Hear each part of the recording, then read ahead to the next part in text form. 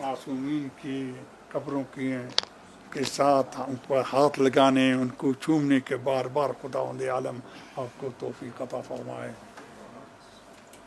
और आप सब पे वादे है, मुझे मेरे दिल में वही पाकिस्तान है जो आज से 55-56 साल पहले था।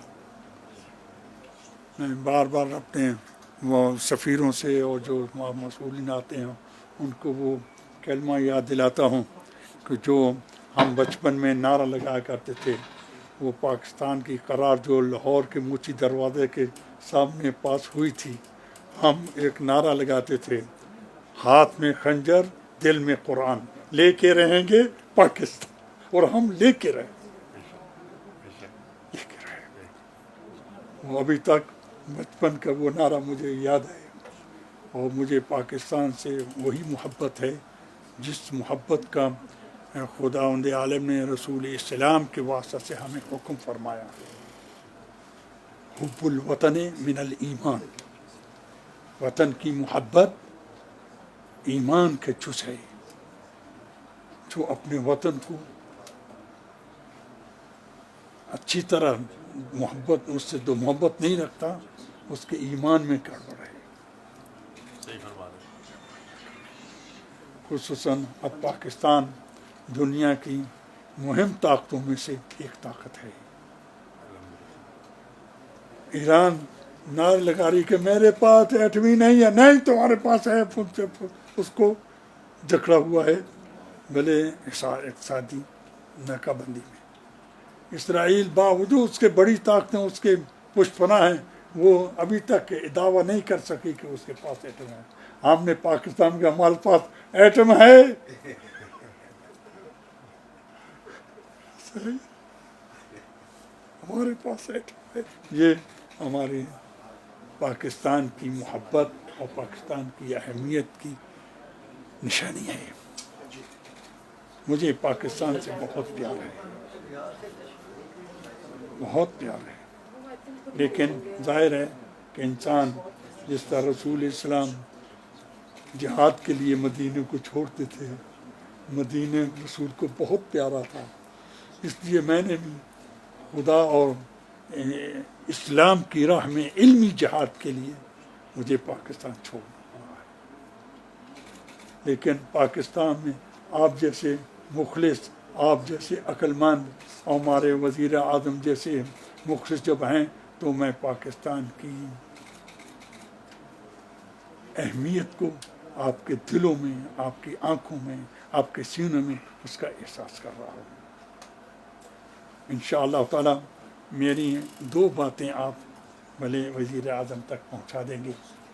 नंबर एक कि पाकिस्तान को दहशतगर्दी से पाक किया जाए।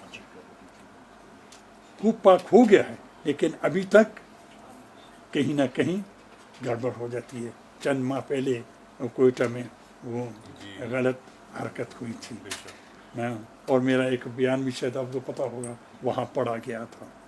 वहाँ भी मैंने हुकूमत को ये मुतवज्जे करने की कोशिश की थी कि इन दहशतगर्दों की जड़ को पाकिस्तान से निकाला जाए, इसको अहमियत दी जाए। और मेरे वो नारे जो एक दूसरे को काफिर, एक दूसरे को बदतर कहने के जो लगाए जाते हैं, उन ज़बानों को बंद किया जाए। पाकिस्तान भले बर्र सगीर का एक मुहिम मुल्क है, इसमें मुख्तलिफ अक़ीदे रखने वाले मौजूद हैं। इसमें भले शिया भी हैं, बरेलवी भी हैं, वहाबी भी हैं, हत्ता देवबंदी भी हैं, ईसाई भी हैं, हिंदू भी हैं। इसका मतलब ये नहीं है कि हम एक दूसरे को पीछे लपट जाए। पाकिस्तान सबका मुल्क है और सब पाकिस्तान की जुज़ हैं। तो इंशाअल्लाह ताला ये मेरी पहली बात आपको वज़ीर आज़म तक ज़रूर पहुँचाइए। और दूसरी बात जो मैं चाहता हूँ कि वज़ीर आज़म तक पहुँचे, वो ये कि पाकिस्तान की पब्लिक की अहमियत को सामने रखा जाए। बेरोज़गारी को ख़त्म किया जाए, महंगाई को ख़त्म किया जाए, اور پاکستان کچھ میدان میں آگے آ چکا ہے، اس میں نئی نئی اکتشافات میں اس کو اور آگے نہ چاہیے. آپ کیونکہ یہ دوسرے مطلب کا یہ آپ سے متعلق ہے. چاہتا ہوں کہ پاکستان دنیا کی ممالک سے خوب اسرائیل کو طرف رکھے، اسرائیل کو علیحدہ رکھے، بقیہ پاکستان کو بقیہ ملکوں کا سربراہ ہونا چاہیے. یہ آپ کا کام ہے. پاکستان کا تاج اس لحاظ سے آپ کی سریت انشاءاللہ آپ اپنی فکر اور اپنی عقل اور اپنی ویلے کوشش کے ساتھ پاکستان کو اس مقام تک لے جائیں گے جس کا یہ پاکستان مستحق ہے. میں نے یہاں بیٹھ کر پاکستان کا نام خدا نے نہیں، میں نے نہیں، مولا نے، خدا نے مجھے شرف دیا ہے کہ تاریخ میں حوزہ علمیہ میں پہلا مرجع بر صغیر تاریخ، یہ خدا نے مجھے، آپ بھی وزیر خارجہ کی حیثیت سے پاکستان کے لیے کچھ کام کرتے ہیں. مجھے پاکستان بہت پیارا ہے، بہت پیارا ہے، بہت پیارا ہے. اس لیے آپ سے یہ گزارش کر رہا ہوں، انشاءاللہ آپ اس گزارش کو زیر نظر رکھیں. بسم اللہ الرحمن الرحیم. بسم اللہ الرحمن الرحیم. سب سے پہلے تو حضرت میں آپ کا بے حد مشکور ہوں کہ آپ نے اپنی مصروفیات میں سے وقت نکالا اور مجھے اجازت دی کہ میں آپ کے ہاں حاضری دے سکوں. اس کے بعد مجھے یہ کہنے کی اجازت دیجیے کہ آپ کی پاکستان سے جو محبت کا آپ نے اظہار کیا ہے اس کو سامنے رکھتے ہوئے مجھے یہ کہنے کی اجازت دیجیے کہ ہمیں آپ پر فخر ہے. آپ نے اپنی علم اور اپنی ریاضت سے اور اپنی محنت سے جو علمی مقام حاصل کیا ہے، مجھے کچھ اس کا علم تو تھا غائبانہ طور پر، آپ سے ملاقات نہیں تھی، غائبانہ تعارف تھا مجھے آپ کی شخصیت کا اور آپ کی دینی خدمات کا علم تھا. لیکن میں پہلی مرتبہ عراق آیا ہوں اور مجھے کل موقع میسر آیا عراق کے صدر سے ملنے کا اور عراق کے وزیر اعظم سے ملنے کا. دونوں نے جب ان کے علم میں آیا کہ میں آپ کے ہاں حاضر ہو رہا ہوں تو دونوں نے کیا کہا کہ ہمارا سلام پیش کیجیے گا آپ کو. اس سے مجھے اندازہ ہوا کہ یہ جو یہاں کی قیادت ہے وہ آپ کی فہم و فراست کی کتنی قائل ہے اور آپ کی اہمیت کیا ہے میرے دل میں تھی، وہ دوبالا ہو گئی. ایک تو بحثیت یہ خدا کی رحمت ہے، بے شک بے شک خدا کی بے شک خدا کی رحمت ہے.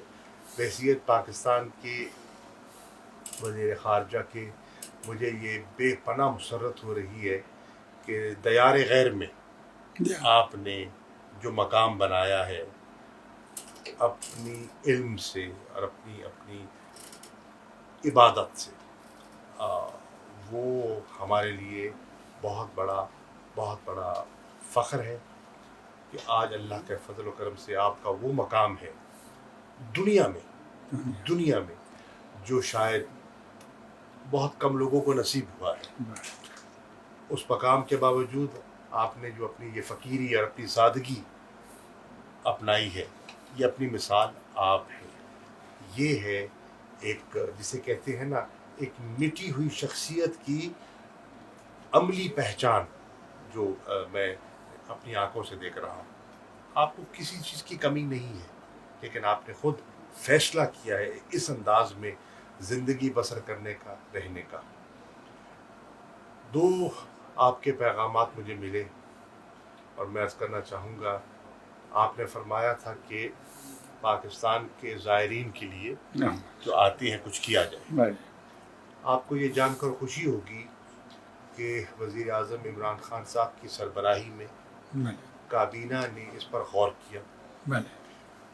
حج کے لیے، عمرے کے لیے لوگ جاتے ہیں ہر سال، اس کے لیے پورا ایک نظام مرتب کیا گیا ہے، کیسے جانا ہے، ان کی تربیت کیسے ہونی ہے، ان کا رہائش کیسی ہوگی، لنگر کا بندوبست کیا ہوگا، ایک پورا نظام قائم کیا گیا ہے.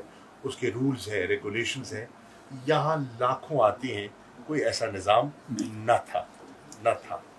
ہم نے اس کمی کو محسوس کرتے ہوئے ایک نئی زائرین مینجمنٹ پالیسی کا فیصلہ کیا ہے. زندہ باد. کابینہ نے اس کی منظوری دے دی ہے. زندہ باد. اور اس کی بنیاد پر انشاءاللہ اب ایک میری عراق کی حکومت سے اس پر تبادلہ خیال ہوا، وزارت داخلہ سے بھی، میں نے وزیر خارجہ سے بھی گزارش کی، وزیر اعظم سے بھی، کہ ہم زائرین کی بہتری کے لیے کچھ اقدامات لینا چاہتے ہیں، لیکن ان اقدامات کو پایہ تکمیل تک پہنچانے کے لیے ہمیں آپ کی مدد درکار ہوگی. اور نے مجھ سے وعدہ کیا کہ انشاءاللہ وہ کریں گے.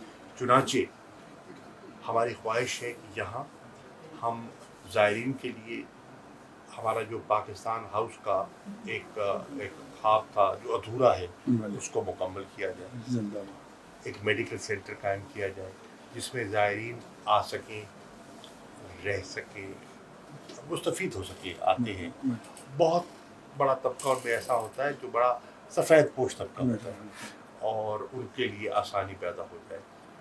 میری خواہش ہے، کل میری کربلا کے گورنر سے ملاقات بھی ہوئی کہ یہاں ہماری اب اس وقت 2 لاکھ کے قریب لگ بھگ پاکستانی آتے ہیں.